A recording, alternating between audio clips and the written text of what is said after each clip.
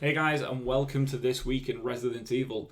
This is just a news segment I'm going to start doing just to get you up to date with the news coming out of Capcom, leaks, etc, etc.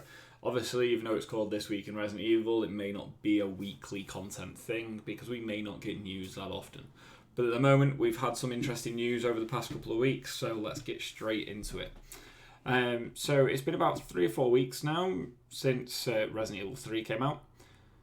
Since then, we have had the supposed leaks for Resident Evil 8 and the news of Resident Evil 4 may possibly be remaked after this. After that, we got a lot of, not necessarily backlash, but some concerned people about, one, why haven't we got Code Veronica since that is the sequel to 3? And two, Resident Evil 4 still holds up very well, so why is that getting remade? It doesn't need a remake. So, depending on how you look at this, as far as I'm concerned, there is some good news here that has come from Dust Golem. So those of you who don't know, Dust Golem has leaked some Resident Evil related news in the past and has turned out to be correct when those leaks have come out. So I'm just going to read out some of the tweets he's put out in the past few days and then we'll discuss it. So here we are. So, think this is the time to talk about it. The game is 2+ years away. Much can change. Resident Evil 8 is the next Resident Evil game and I fully believe deserves the attention right now and may turn out to be excellent. I understand the interest and concerns, but whatever helps or not, be aware Resident Evil 8, and for some reason I can't find the next tweet. Resident Evil 4 does, and then I can't find the next tweet from that. So, further down, he has also said, I can tell you that pretty confidently right now it helps Resident Evil 4's dev is impacted by how Resident Evil 3 is received. The game is still a couple of years away, as well as a title that gets greenlit after Resident Evil 8 is finished. It won't affect Resident Evil 8 much, but that's a very different game anyway. Capcom do actually listen to feedback more than you think they do. Many games in the series have made huge changes in the last year and half of development, sometimes from past games' receptions. Have we got anything else? And then you've got one from Capcom themselves saying, we want to hear your feedback, please fill in this. So, there's a few things I want to take from there. So he is, one, confirming that the next game to come out is going to be Resident Evil 8. So the news we should be getting over the next few months, any trailers or anything we should get should be introducing us to Resident Evil 8. We have heard the previous leaks, true or not, about how it's going to be called Resident Evil Village, how it's going to focus on Ethan and Chris, with Chris potentially being a villain. Not quite sure how that's going to go, but nothing has been confirmed. We have no official news from Capcom, etc. The other thing I find very interesting in here is, one, that it says it's 2+ years out.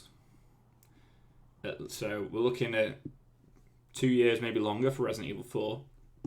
And this section here, let me find it again, as well as the game that gets greenlit after Resident Evil 8. So, even though Resident Evil 4 is in development, you can take this as two different ways. This could mean the game post-Resident Evil 8 being RE9, possibly, or if they're going for Revelations 3 after that. We don't know, obviously. But for me, I'm thinking that is the choice of which remake comes out after RE8. So even though they have confirmed, this guy is supposedly confirming that Resident Evil 4 is in development, it doesn't necessarily mean that that is the next release after Resident Evil 8.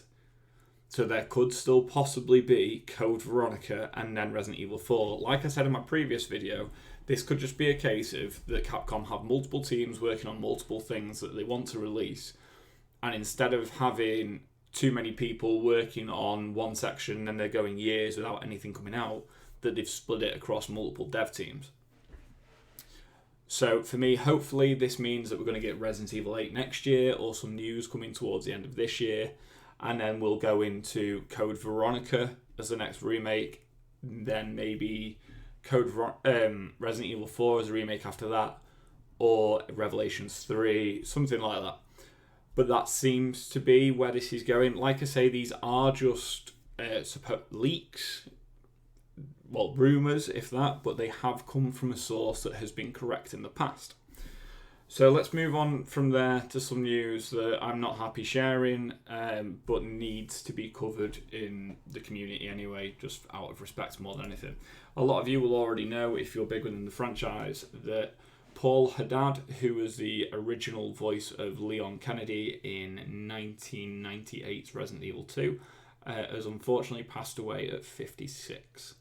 And this originally came out as a rumour. We weren't quite sure if this was true or not, but it has been confirmed. We don't know the situation, and all we can do is just wish his family the best. And hopefully people go back and remember his work fondly. I mean, he did a brilliant job introducing a character that is loved by millions now and is probably seen as one of the best characters in the franchise, and without him, it wouldn't have happened. Obviously, it's not news I really wanted to talk about, but it's something that we have to do as part of the community, and it deserves the respect to be covered. So that's it at the moment. So guys, keep safe. Obviously, COVID is still going at the moment. There's a lot of countries still in lockdown. There's a lot of stuff that's still different to a lot of people, and there's a lot of frontline staff out there that are still struggling. Sorry, something fell over behind me. So do what you can to help each other out. Keep each other safe. And I'll see you guys around. Bye.